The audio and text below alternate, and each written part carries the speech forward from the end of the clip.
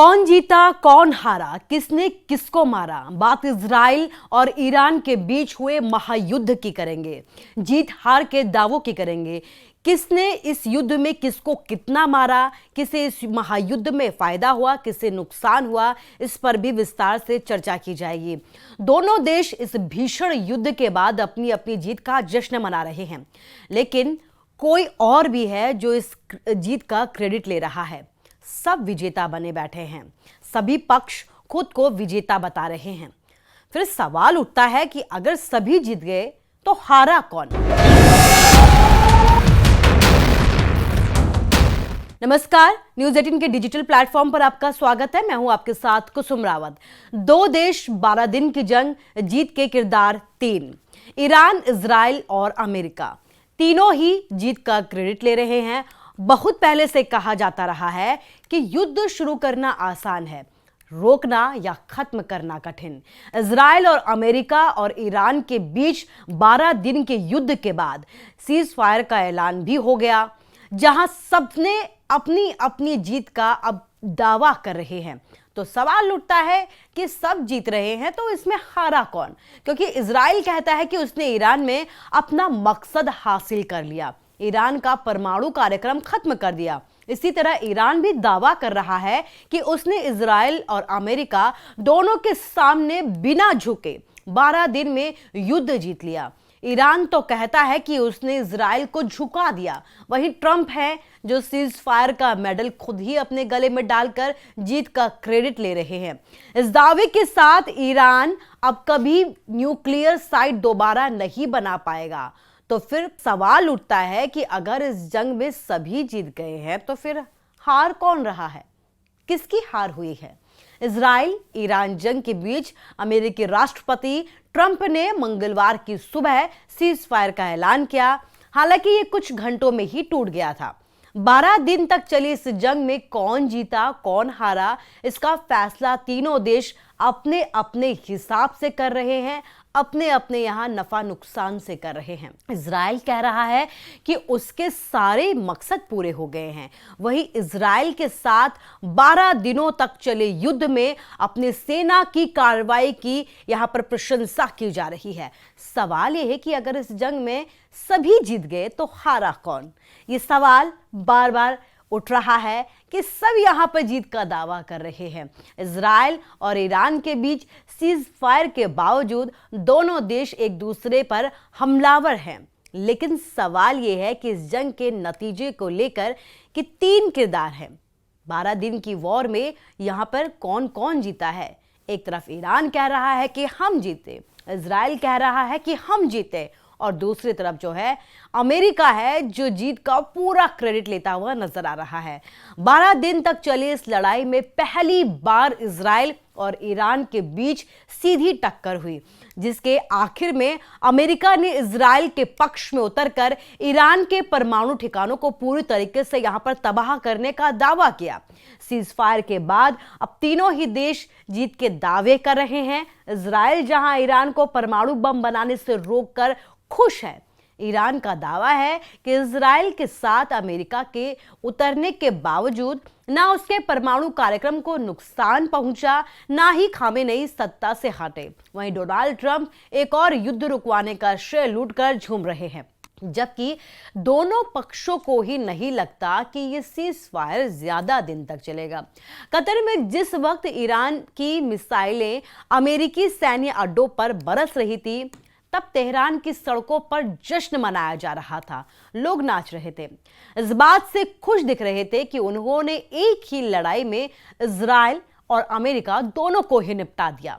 इस मौके पर लोग गाड़ी लेकर तेहरान के सड़कों पर देश का झंडा फहराते हुए निकल पड़े। ईरान के सरकारी टीवी चैनल पर भी यह बताया गया कि इजराइल को किस तरीके से सबक सिखाया गया। तो ईरान के सरकारी टीवी चैनलों पर यह बताया जा रहा है कि किस तरह से ईरान की सेना ने इजराइल को झुकने पर मजबूर कर दिया और अमेरिका भी कुछ नहीं कर सका। ईरान की सरकार जीत के दावे कर रही है, जबकि उसने 12 दिनों में अपने टॉप 14 परमाणु वैज्ञानिक खो दिए। ईरान के 20 से ज्यादा सैन्य कमांडर मारे गए, जिसमें ईरान की सेना के वरिष्ठ कमांडर मेजर जनरल अली शदमनी भी शामिल हैं। टाइम मैगजीन के अगर बात की जाए तो उसके मुताबिक इजराइल ने सिर्फ 4 दिनों में ईरान की हवाई सीमा पर कब्जा कर लिया। कहा यह जा रहा है कि 15 जून के बाद ही खामेनेई बंकर में छुप गए थे। यही नहीं, उन्होंने अपने ऊपर मंडराते खतरे को देखते हुए अपने उत्तराधिकारियों के नाम पहली बार बताए। कुल मिलाकर ईरान को बहुत बड़ा नुकसान हुआ, लेकिन ईरान की सरकार के लिए इजराइल और अमेरिका को लेकर लोगों की नफरत काम आ गई, जिसे भुनाने के लिए जमकर धार्मिक कार्ड यहां पर खेला गया। ईरान की तरह इस जंग में इजराइल भी जीत का दावा कर रहा है। हालांकि दुनिया ने पहली बार इजराइल में आयरन डोम को थकते हुए देखा। पिछले 12 दिनों में इजराइल के लाखों लोगों को बंकर की शरण लेनी पड़ी। इसके बावजूद नेतन्याहू का हीरो की तरह इजराइल में स्वागत किया जा रहा है। उनकी तरफ से जीत को लेकर कहा जा रहा है कि इजराइल के खिलाफ युद्ध के मकसद पूरे हो गए हैं। परमाणु बैलिस्टिक मिसाइल का खतरा दूर हो गया है। हालांकि एक्सपर्ट की तरफ से यह कहा जा रहा है कि ईरान का पूरा परमाणु कार्यक्रम जो है वो तबाह हो गया है। फोर्डो, नंताज और इस्फहान में परमाणु सुविधाओं को कितना नुकसान पहुंचाया गया अभी फिलहाल ये साफ नहीं हो पाया है, लेकिन विशेषज्ञों का ये मानना है कि इन सुविधाओं को सिर्फ बाहरी नुकसान हुआ है, क्योंकि कोई रेडिएशन हमले के बाद ऐसा नहीं हो पाया है। इसके अलावा इजराइल ईरान में सत्ता परिवर्तन के अपने लक्ष्य को भी हासिल नहीं कर पाया है, जबकि अमेरिका ने उसका यहां पर पूरा साथ दिया। लेकिन जो इजराइल पूरी तरीके से चाहता था वो फिर भी यहां पर नहीं हो पाया। तो इजराइल ने सारी ताकत यहां पर लगा दी, उसके बावजूद वो खामेनेई की सत्ता को हिला भी नहीं पाया। फिर भी इजराइल की तरफ से इस लड़ाई को जीत बताया जा रहा है। नेतन्याहू की तरफ से इजराइल की कार्रवाई को सही बताने के वीडियो शेयर किए जा रहे हैं, जिसमें पूरी पश्चिमी एशिया उन्हें बधाई देती हुई नजर आ रही है। अमेरिकी राष्ट्रपति की बात की जाती है। अब अमेरिकी राष्ट्रपति डोनाल्ड ट्रंप भी एक और सीज फायर का श्रेय लेकर खुश हैं। हालांकि उनका नोबेल पुरस्कार पर दावा इस बात पर भी निर्भर करेगा कि ईरान और इजराइल सीज फायर बरकरार रख सके, वरना ट्रंप के माथे पर पश्चिम एशिया की सबसे भीषण और खतरनाक युद्ध शुरू करवाने का एक कलंक लगना यहां पर तय माना जा रहा है। हर कोई जीत का दावा कर रहा है, लेकिन 12 दिन के इस भीषण युद्ध के बाद अमेरिका, इजराइल और ईरान के में किसको जीत हासिल हुई, किसको क्या हुआ, ये भी थोड़ा विस्तार से समझते हैं। अमेरिका अपनी जीत इसलिए बता रहा है क्योंकि उसे लगता है कि उसने ईरान को परमाणु बम बनाने से लंबे समय के लिए फिलहाल के लिए रोक दिया है। युद्ध विराम करवाकर डोनाल्ड ट्रंप ने नोबेल पुरस्कार पर अपना दावा एक बार फिर से यहां पर मजबूत किया है। पश्चिम एशिया में शांति लाने में अहम भूमिका उन्होंने निभाई है, ऐसा माना जा रहा है। पश्चिम एशिया में अमेरिकी दखल और उनकी भूमिका, प्रभाव और यहां पर मजबूत हुई है। जहां तक इजराइल की बात है, उसने ईरान के कई प्रमुख सैन्य और जो परमाणु मिसाइल के ठिकाने हैं उन्हें फिलहाल के लिए नष्ट कर दिया है। इसमें इजराइल ने बड़ी कामयाबी हासिल की है, जिसने ईरान की सैन्य क्षमता को भी बेहद कमजोर कर दिया है। इजराइल ने ईरान पर 4 दिन में हवाई सीमा पर यहां पर कब्जा किया था और ईरान के एयर डिफेंस सिस्टम को भी नुकसान पहुंचाया। ईरान की पूरी टॉप मिलिट्री लीडरशिप को यहां पर खत्म कर दिया। लेकिन ईरान ये नहीं मानता, वो भी अपनी जीत के यहां पर दावे कर रहा है, अपनी लड़ाई को पूरी क्षमता से करने की बात कर रहा है। उसे लगता है कि वो इजराइल में बड़ी संख्या में मिसाइल और ड्रोन हमले करने में यहां पर कामयाब हुआ है, जिससे इजराइल को भारी नुकसान पहुंचा है। ईरान को लगता है कि वो भी साबित करने में कामयाब रहा है कि पूरे पश्चिम एशिया में अकेले ईरान ऐसा मुल्क है जो अमेरिका और इजराइल को चुनौती दे सकता है। इसके अलावा अमेरिका और इजराइल की तरफ से पूरी ताकत लगाने के बावजूद दोनों देश ईरान में सत्ता परिवर्तन करवाने में कामयाब नहीं हो पाए, पूरी तरीके से नाकाम रहे और इसका क्रेडिट अब ईरान लेता हुआ नजर आ रहा है। इन सारे दावों के बीच सीज फायर का दावा धुआं धुआं होता भी नजर आया।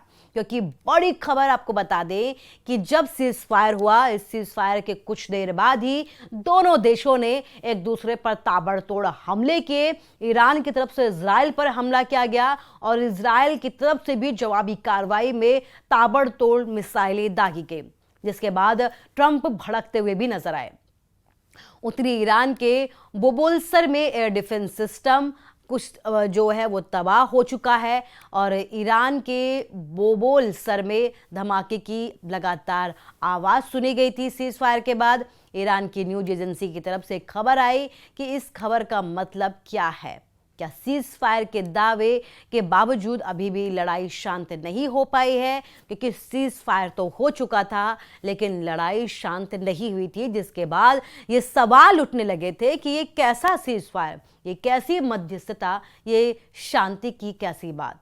ट्रंप के दावे को क्या इजराइल ने फिर से खारिज कर दिया? ये सवाल भी पूरी दुनिया में उठने लगा था। सीज फायर के ऐलान के बावजूद इजराइल के बुरशेबा के इस हालात को देखिए। कैमरा जितना करीब जाता है तबाही का मंजर उतना ही जो है साफ दिखाई देता है। तबाही उस जो सीज फायर हुआ उसके बाद की है। ये युद्ध और भड़क सकता है आगे भी, क्योंकि सीज फायर तो हुआ था लेकिन सीज फायर के बाद भी दोनों देशों का गुस्सा कम नहीं हुआ। ऐसे में अंदेशा ये लगाया जा रहा है कि भविष्य में युद्ध और भीषण हो सकता है। इजराइल के भीतर जहां ईरान ने मिसाइलें दागी, फायर की, वहां कई लोगों की जानें चली गई, कई लोग जो हैं वो बेघर हो गए। इसके बाद जो है इजराइल ने भी ईरान के साथ ऐसा ही किया। लगातार यहाँ पर हमले किए गए और इस हमले से ईरान को भी खासा नुकसान पहुंचा। अब दोनों देश जो हैं वो दावे कर रहे हैं कि उन्हें नुकसान नहीं हुआ है। दोनों देश दावे कर रहे हैं कि हमारी जीत हुई है। इजराइल कह रहा है मैं जीता, ईरान कह रहा है मैं जीता। और इन दोनों के बीच जो मध्यस्थता हुई है, जो सीज फायर हुआ है, उसका क्रेडिट ले रहे हैं डोनाल्ड ट्रंप। محمود هرمس